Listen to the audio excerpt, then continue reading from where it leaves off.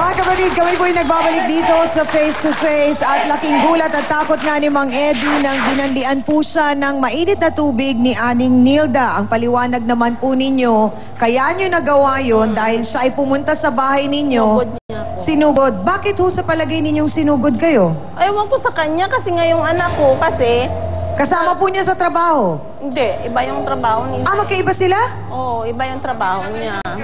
Hindi siya ang sabi po, ang paliwanag at kwento ni Mang Eddie, kaya nyo daw po nagawang banlian ng tayo. Ang akala nyo, ang pangunawa ninyo, kaya natanggal yung anak po ninyo sa trabaho ay nang dahil po sa kanya. Hindi yun nagtatrabaho, ang anak totoo lang. Andyan sa nalan, sabi ko, huwag kang sumali. Hindi po sila ni minsan nagkasama sa trabaho ni Mang Eddie? Hindi. Akala ko ba sabi nyo kanina magkasama? Dati. Hindi. Hindi niya pagbaldihan. So ano pong dahilan, ano pong alam nyong dahilan, bakit kayo pinuntahan sa bahay nung gabing yun na may dalang kutsilyo? Lasing lagi yan. Nagalit siya daw kasi yung anak ko, pinagalitan yung dalawang bata na pinatay niya yung itik. Alam mo yung itik? Opo, alam ko po yung itik. Pinatay ng dalawang bata. Ay, galit na galit ang anak ko. Kanino po yung itik? Alaga ng anak ko. Okay. Tapos, galit na galit siya kasi nga daw sinabihan yung mga bata, mamaya pang suntukin ko kayo, pinatay yung alaga ko. Galit na galit siya kasi umingay nga ako kasi pumunta yung nanay at saka yung lolo. Galit na galit sa amin, minumura kami. Kaya nagalit din ako, nagagising siya kasi nga lasing. Minura ko kagad. Kapal ng ano mo. Ah, so may iba kayong kaaway at kadiskusyon nung oras na yun.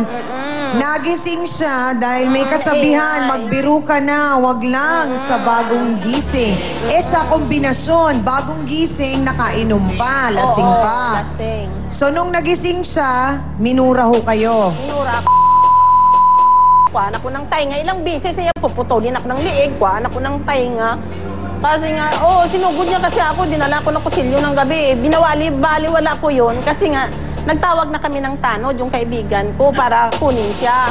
Nakuha yung kutsilyo, nasugat pa nga si Putol. Tapos yung kapatid niya na tanod, kinuha siya. Akala ko, wala na yon, wala na. Pagka umaga, ilang balik-balik yun naman sa akin, napapatayin niya daw ako. Kukuhaan ako ng tainga kasi Sinabi po niya yun, paulit-ulit? Oo, ilang beses niya ninulit sa akin. Sabi siya ang sinabi ko totoo. Sabi ko, sa salitang putulan takanta niya, yan lang, pero wala dala kong kutsilyo. Sabi lang. Pero bakit ho kayo nagpunta dun sa bahay nila para sabihin puputulan nyo ng Daanan tenga? talagang tao yun, ay dumadaan ako. Walang ibang daanan. Iba rin yun, yung dumadaan ka. Tuwing daan mo dyan sa bahay, kahit saan ka magsalubungay, nagagalit ka sa akin, minumura mo ako. Tapos natalo kita sa sayawan, kaya doon may sayawan pa? Oo. Saan nangyari ang sayawan na ito? Doon sa video kay Roger, kapitbahay lang namin. Meron pong contest. Natalo siya sa sayawan. Magkano po bang premyo? Wala, hindi magaling lang sumayaw. Kaya natalo siya sa sasayaw. So parang ang sinasabi niyo, pikon siya, ganon. Oo, pikon pag malasing. Bakit niyo naman po siya binuhusan ng kumukulong tubig? Hindi kasi siya mapigilan eh. Tapos sinabi niyang kuhaan ako ng tainga, putulan ako ng legs. Parang nainis na rin ako, na high blood na rin ako. Sabi ko, lumapit ka. Aba, lumapit siya sa pintuan, binuhusan ko. Pero nung sinabi niya na, aray! Dala hubad ng damit niya. Masakit naman talaga yun, ate. Pero gaano katotoo na hindi nyo tinulungan si Mang Eddie? Kasi walang-wala talaga ako. Ang anak ko wala pang trabaho. Ang asawa ko, hindi pa nakapasok ng mason. Kaya sabi ko, gamot lang muna. Binilihan ko siya ng amoxicillin sa kami pinamik. Hindi naman inom eh. Gusto niya daw gin ang ano niya. Oo. Ang inumin? Oo. Binilihan ko sana ng gin. Binili naman pa ho daw kayo ng gamot para sa sakit. Bakit hindi po ninyo ininom? Yan. Isang Hindi. gin. Inom ning kasama ko yung kalati. Yung punas po dyan limang. Ang gin? Ipupunas? Saan naman yun yung natutunan yun? Hindi, ang tinatanong ko nga ho, bakit yung gamot na ibinigay pala sa inyo, hindi ninyo ininom? Eh, itubar ko yun. Ay, ano Hindi tatalab, sabi niya. Ay nako, Hans, narinig na natin ang panig ni Ate Nilda. Meron ba gusto makisawsaw sa pula? Ate Nilda, wag ka na sana magagalit sa akin lang, kay ano mang nagawa sa yung mali ni Kuya Eddie, sana nilailo mo at hindi mo dinaan sa pag-high blood. May barangay tayo. Pwede kang magreklamo. Blood na ako. Nagpabarangay nga ako kaagad. Tapos, siningaan niya ako na 1,000. Eh, pinagalitan pa siya sa barangay. Natalo siya. Sabi nang nag-ano sa amin doon sa barangay, ano ba gusto mo? Ipakulong natin. Sabi ko, wag na lang, nawa na rin ako sa kanya. So ang sinasabi po ninyo, Aling Nilda, lagi talaga kayong ginagambala at iniistorbo ni Mang Eddie. Yung pangalawang beses na binanlian nyo siya, ano pong dahilan? Anong nangyari? Uutang siya sana ulit sa akin ng ihaw-ihaw.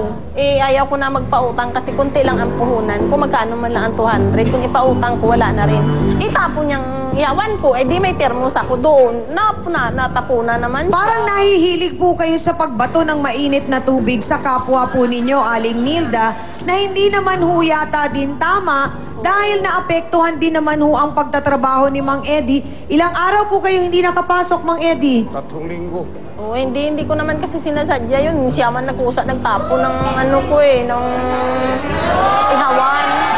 Attorney Acosta, masasabi po ba na yung ginawa ni Ate Nilda ay yung tinatawag nilang self-defense? Yun ba yun?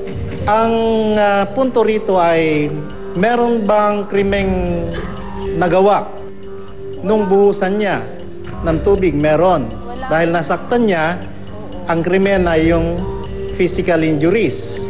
At sinabi ngayon naman ni Mang Eddie na 3 weeks or 21 days siyang hindi nakapasok, so papasok yun sa less serious physical injuries. Kung i-invoke niya yung self-defense, may 3 elemento yon upang katigan siya ng batas. Unang-una, merong unlawful aggression ba? Mukhang meron dahil susugurin eh. Pangalawang elemento, yung reasonable of the means employed in order to prevent or repel yung aggression. So yung pagbubuhos niya ng tubig na mainit, yun ba ay reasonableng kaparaanan upang hindi magawa ni Mang Eddie yung pananakit sa kanya o yung paggawa niya ng krimen? Pangatlo ay meron bang sufficient provocation on the part of itong si Aling Nilda? Sabi niya kanina, lumapit ka rito at bubuhusan kita. Okay. Lahat ng mga ito kinakailangan, husgado ang magdidetermine. At kung napatunayan ngayon ni Aling Nilda na itong 3 elementong ito ay pabor sa kanya, mawawalan siya ng criminal responsibility dun sa physical injuries na nagawa niya kay Mang Eddie. Yun po bang hinihingi na daños perwisyo ni Mang Eddie ay dapat po ba na ibigay yun ni Aling Dapat Nilda? lamang. Kasi yung civil indemnity na sinasabi, yung daños perwisyo's na nagawa ni Aling Nilda kay Mang Eddie as a result nung pagkakabanli niya ng mainit na tubig, ay kinakailangan na ibayaran ni Aling Nilda. Maraming salamat po, Attorney Acosta. Hans, boto Hans tayo. Sino kaya ang mas kinakatigan ng ating mga kasawsawan sa studio? Oo nga, Chang, mukhang mahirap pumili sa dalawang ito. Kasi ang sabi ng puti, siya naman daw ay walang ginagawa. Uminit lang siguro ng konti ang ulo niya dahil sa ingay. Sabi naman ng pula, pinagbantaan siya kaya nagawa niya yun. Kaninong kwento ba ang mas pinaniniwalaan ninyo? Itaas na yung mga placards. Go! Pula or puti sa ating Boto Hans!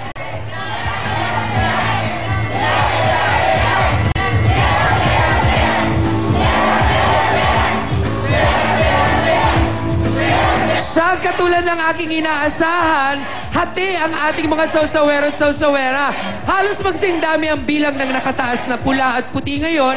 Siguro, ibig sabihin na rin ito pareho namang may point yung dalawa. Ang saksi po sa labis at hindi makatuwirang pagtatapang-tapangan di umano ni Aling Nilda, magsasalita na. Narito po si Elizalde David. Pasok!